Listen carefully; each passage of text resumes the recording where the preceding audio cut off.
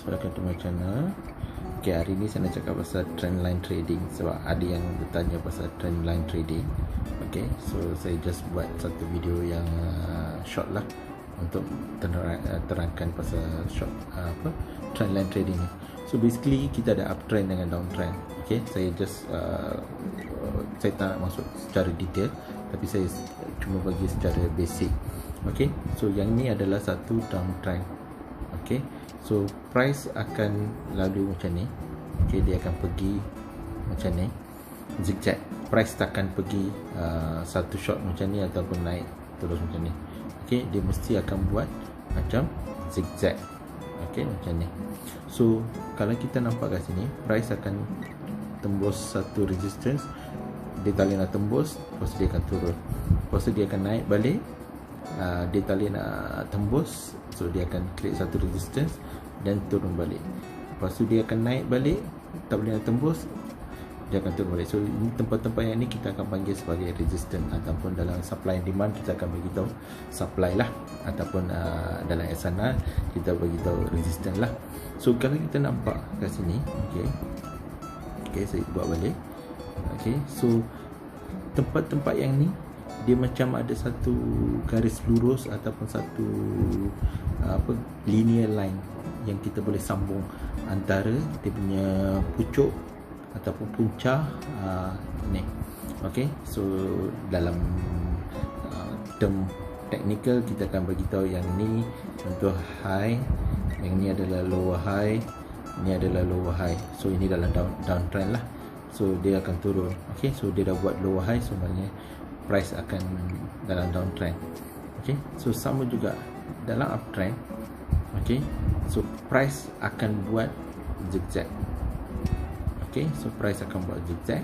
So sama macam downtrend, dia akan cari satu tempat yang dia akan reject. So tempat-tempat yang tu kita akan panggil sebagai support. Okay, ini dalam sana kita panggil support lah.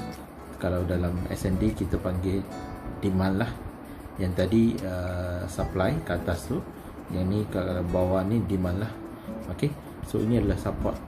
Okay, so kalau perasan kita sambung, okay, kalau kita sambung satu line ni, okay, yang dekat sini ni, kalau perasan kita sambung semua ni, okay, dia akan jadi macam satu line. Okay, dalam uptrend. Okay, dalam teknik analisis selalu kita akan beritahu yang ni dah low, ni dah higher low, ni dah higher low, ni dah higher low. Macam tadi yang kita beritahu tu, ni high, ni higher high, ni higher high. So ini dalam uptrend lah. So bila price buat macam tu, kita tahu dia dalam trend. So ini yang dikatakan trend line. So basically trend line adalah line yang kita sambung. Ini adalah antara shadow ke shadow ataupun antara resistance ke resistance. Kalau dalam uptrend, antara apa orang kata support ke support. Okay, so kita pergi balik. So bila kita sambung semua tu, price bila dia buat zigzag, okay, dia akan create macam satu channel. Ini kita panggil channel. Ini downtrend channel. Okay, yang ni pula kita panggil uptrend channel. So kalau kita perasan, kalau kita sambung semua dia punya shadow ataupun dia punya ujung-ujung dia, okay, kita sambung dia akan jadi macam channel. Dia akan buat macam lorong, ataupun dia ialah lorong lah, channel. Okay, dalam bahasa Melayu apa susah tahu, tapi channel lah, ataupun kita macam lorong, dia kita boleh sambung. Okay, so inilah dikatakan trend line, ni trend line, ni trend line, ni trend line. Okay, so itu. Jadi macam mana kita nak trade trend line dia? Okay, so kalau perasan kat sini, okay, okay, so kita perasan tempat-tempat yang sini ni, okay, dia buat kata apa, higher low. Yang ni belum buat lagi, so baru price sampai sini. So kita boleh sama ada kita tunggu price datang ke bawah ni, kita dah marking area ni, Okay, so tunggu buy, ada rejection kat sini, ada confirmation, kita terus buy. Ini kalau dalam uptrend lah. Tapi kalau at same time, kalau katakanlah kita nak scalping, kita tahu price dah sampai sini, okay, contoh kalau kita sambung dua ni, ada rejection, so antara ke sini tu katakan ada 10-15 pip, mungkin kita boleh scalping. Tapi seelok-eloknya kita tunggu dekat ni. Kalau dia uptrend dalam bigger time frame, kita tunggu kat sini, so kita ada rejection, kita buy, so kita mungkin dapat dalam 50 hingga 100 ataupun 200 pip. Okay, so untuk dapatkan wave ni ataupun untuk dapatkan wave ni lah ke atas. Okay, so sama juga kalau downtrend, katakan kalau downtrend better kita tunggu. Okay, kalau downtrend kita tunggu macam ni, price turun, okay, naik di sini, okay, kita dah sambung parallel line, start sell, ada rejection je start sell. So kita mungkin boleh dapat dalam 100-300 pip, bergantung pada time frame lah. Kalau time frame kecil M15 dia dapat 5-10 pip. Kalau time frame macam daily boleh pergi 200-300 pip. Kalau H1 mungkin dapat dalam 20-50 pip. So dia bergantung pada time frame. Okay. Okay, satu lagi saya nak highlight. Ini bergantung pada trendline ni pun dia ada dia punya time frame dia. Okay, kadang-kadang dalam time frame yang besar, okay, dia naik macam ni, so, katakan ni daily atau H4, kita boleh lukis trendline lah macam ni. Tapi kadang-kadang dia tak sampai pun dekat trendline ni, dia dah pergi ke sini, mungkin dia naik, dia tak sampai pun sini, dia sampai sini, lepas tu dia naik balik, dia sampai sini, dia naik balik. So dia tak cecah pun, sebab kita kena tengok dekat time frame kecil. Time frame kecil mungkin dekat H1 atau M50, dia punya trend line dah jadi macam ni. Okay, so dia dah buat satu lagi channel ni. So time frame besar dekat sini, time frame kecil dia tak sampai pun. Jadi kita tunggu ke sini, tak pernah sampai price. Jadi sebab tu saya kata trend line ni dia kena tengok dekat multi time frame ataupun dekat time frame yang apa yang kita nak trade. Kadang-kadang dalam bigger time frame dia tak sampai. Kalau weekly, mungkin weekly punya weekly punya trend line duduk kat sini bawah, tak pernah sampai. Okay, so macam mana kita nak trade? Jadi sebab tu kita kena pergi daripada time frame main kita. Katakan kalau kita trade daily, mungkin kita kena turun bawah H4 atau H1 untuk tengok trend line yang kecil. Okay, jadi macam saya kata tadi, dalam time frame kecil ni, dalam time frame yang besar, katakan ni yang daily, okay, yang ni dekat M15 contoh, ni M15, okay, so dekat daily dia masih hold atas ni, tapi dekat M50 dia hold kat sini, dia cek, tapi tiba-tiba dia break, tapi dia turun bawah, daily pula hold, lepas tu dia naik balik, reject balik, dia naik balik, dia sambung. Jadi dia boleh berlaku macam tu juga. Okay, jadi jangan pegang pada satu time frame. Kadang-kadang dalam time frame kecil dia boleh breakout, tapi time frame besar dia masih support. Okay, jadi kita kena tengok multiple time frame lah. Okay, saya bagi satu contoh. Ini AUD USD dekat daily. Okay, kalau kita perasan, okay, saya ambil contoh ni. Ini daily time frame yang besar, dari bawah ke atas ni nampak. Okay, so ni time frame yang besar ni. Okay, tapi ada masa dia dekat sini dia dah breakout. Okay, dia dah breakout kat sini. Okay, ada breakout, so dia turun bawah.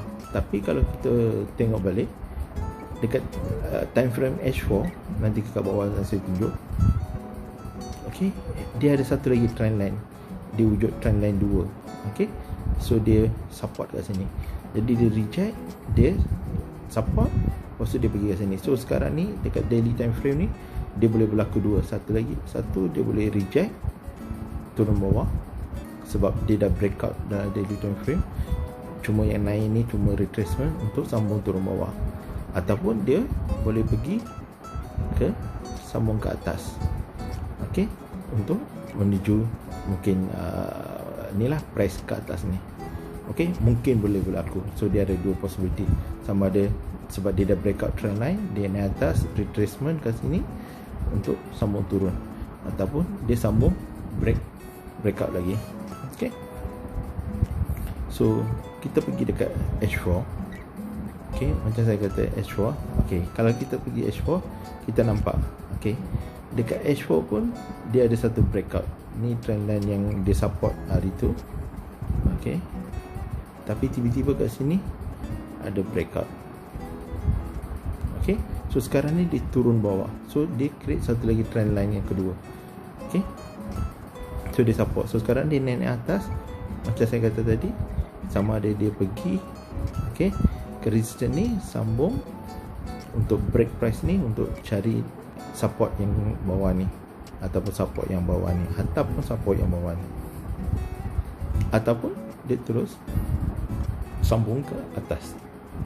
So ni dekat H4. Jadi kalau kita nak trade trendline, okay, so kita tak boleh pegang pada satu trendline. So kadang-kadang macam saya kata atas tadi, okay, trendline dia boleh pecah, yang main trendline ni boleh hold, okay, tapi kadang-kadang dia tak sampai, ataupun dekat time frame kecil dia buat satu lagi trendline yang kecil, mungkin breakout, tapi trendline yang besar dia hold. Okay, so kita tengok. Jadi suatu dalam price ni kadang-kadang dia akan create dalam impulse, strong impulse move, dia akan create satu channel atau trendline macam ni. Okay, lepas tu dia create satu lagi trendline. Jadi kalau kita nampak kat sini dia macam dah breakout, tapi dia create satu lagi trendline. So dia sambung, lepas dia pergi ke satu lagi ni, dia mungkin breakout, dia create satu lagi trendline macam ni. Jadi sebab price makin naik atas, dia hilang momentum.